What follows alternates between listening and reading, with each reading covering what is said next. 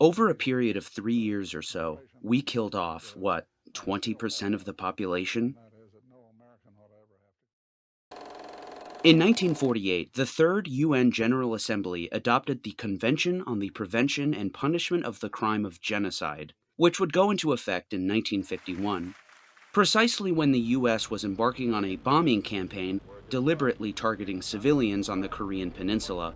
As I said in my last video, as a result of the Korean War, North Korea and South Korea became some of the most heavily bombed countries in history. In fact, the tonnage of bombs dropped on Korea was roughly equivalent to all of the bombs dropped in the entire Pacific theater of World War II, which includes the two atomic bombs. By the US Air Force's own estimates, the destruction of Korea was actually proportionately greater than that of Japan after the atomic bombs. The US had entered the war after North Korea had fully invaded the South, capturing Seoul and nearly the entire Korean peninsula. The US sent tens of thousands of troops and made their way north and would cross the border into North Korea. This was the trigger for the Chinese to enter the war. In the first few months of the war, the US was actually hesitant to bomb cities, population centers, due to the fear that it would pull the Chinese and Soviet Union into the war. But the Chinese were secretly there the whole time. And in November of 1950, the UN would be in for a surprise when they got into a skirmish with Chinese communist forces. This stunned American officials, and the US would retreat back down to the 38th parallel. The barrier was now lifted, and the bombing campaign would commence in earnest. The philosophy behind the bombing was a successor to the firebombing of Japanese cities in World War II.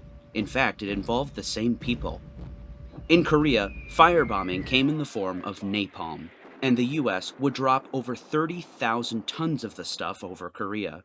The fire engulfed and destroyed quite literally anything in its path, and completely wiped whole cities and villages off the map. Villages were actually considered by General Douglas MacArthur to be a legitimate military target. Every installation, facility, and village in North Korea now becomes a military and tactical target.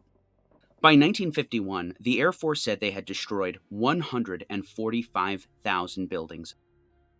Napalm is an ugly killer. Victims presented with a hard black crust where their skin used to be. The burns would become infected, causing a spattering of yellow pus to grow. There is no doubt that the journalists on the ground had to witness some awful horrors. George Barrett of the New York Times would report on a destroyed village in February 1951. Quote, "The inhabitants throughout the village and in the fields were caught and killed and kept the same exact postures they had held when the napalm struck. A man about to get on his bicycle, 50 boys and girls playing in an orphanage, a housewife strangely unmarked, holding in her hand a page torn from a Sears Roebuck catalog. There must be almost 200 dead in the tiny hamlet." The effects were described poignantly by Private First Class James Ransom Jr. when his unit was accidentally struck by the petrol jelly. Ransom said his men began writhing around in the snow on the ground and begged for him to shoot them. Their skin burned, charred, and dried out, then flaked away, quote, like fried potato chips. The US flattened so many structures that they soon started running out of targets. So in July of 1952, the US began a bombing campaign targeting hydroelectric dams. An official US Air Force study would report that in May of 1953, 20 F-84 fighter bombers slammed the Toksan irrigation dam with high explosives. The dam subsequently erupted and water came cascading down, flattening everything. An area 27 miles long was completely obliterated. The US would ultimately attack 20 irrigation dams that provided water for 75% of North Korea's food production. And that was precisely the target. The official Air Force study would boast about the attacks. Quote, "To the communists, the smashing of the dams meant primarily the destruction of their chief sustenance, rice. The Westerner can little conceive the awesome meaning which the loss of this staple food commodity has for the Asian: starvation and slow death. The earth-shattering bombs dropped from the B-29 heavy bombers would turn Korea into a pockmarked lunar landscape. As there were few structures remaining, the Korean population largely lived in holes or in caves. In fact, a whole life was created underground, which became crucial to the base of support for the reconstruction effort after the war. The explicit targeting of civilians, what was called by the US Air Force bringing the war to the people, is an indication of the targeting of the Koreans, north or south, guerrilla or civilian.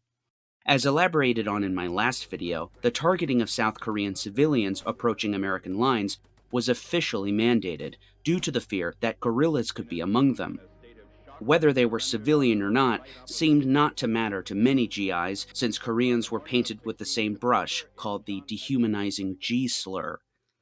When William J. Jordan interviewed an Air Force pilot, he expressed his dismay at not knowing whether or not he had killed people. Quote, "We dropped all our bombs and hit the assigned area, but it doesn't mean that we killed, because we just don't know whether they were there. In the areas deemed to be harboring communists, anything was fair game." Reporters exposed orders from up the chain of command to, quote, "kill anything that moves." Targeting the food source, bringing the war to the people, targeting civilian refugees, and anything that moves for that matter, is all evident of a pattern of targeting Koreans. There are 4 victim groups in the UN Genocide Convention. What would be the easiest category to argue genocidal intent, in my opinion, is ethnical. This is because Koreans of North and South Korea are both of the same ethnic group. They are both nearly ethnically homogeneous and were even more so at this time. Perhaps nationality can be argued, certainly with regard to North Korea, but nearly all of South Korea was destroyed as well. The British military would conclude as much in their naval periodical. It is no exaggeration to state that South Korea no longer exists as a country. Certainly, dehumanization was achieved by way of racism, so race could reasonably be argued to be another targeted category. The targeting of, quote, Asians through food supply would underline this. Proving intent, or mens rea, is historically difficult. The experience of the criminal tribunals of Rwanda and Yugoslavia provide a bedrock for precedent. These tribunals have found 4 key factors in determining genocidal intent, namely, statements of the accused and his or her associates, the scale of atrocities in question. I would say that almost the entire Korean peninsula is just a terrible mess. Everything is destroyed. There is nothing standing worthy of the name. Systematic targeting of the victim group, and finally, evidence that atrocities were planned. Unfortunately, this area will be left a desert. Of course, by massively killing members of the Korean ethnic group, and by deliberately inflicting on the group conditions of life calculated to bring about its physical destruction in whole or in part, the bombing, strafing, and machine gunnings meet the threshold, in my opinion, of genocide, which was planned and intentional. This occurred in a geographically limited area, and at certainly a substantial scale.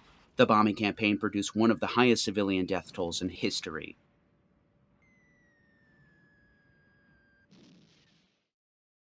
I need your help. This channel relies on donations and patrons. YouTube hardly monetizes my videos. I am humbly asking those who have the means to consider giving me a donation. I have a link for donations in the description right now. Also, you should absolutely join my Patreon, which is also in the description. The cheapest option is just $1, and you get full access to exclusive content and my Discord server, where everyone is very cool and we talk about video ideas all the time. And if you have the means to do so, please consider donating, be it $5, $10, or more, whatever you can afford, and if you can't, please don't do it. If you can, it would be an enormous help, and I'd be forever grateful. Thank you so much to my patrons, I love you all, and I'll see you for my next video.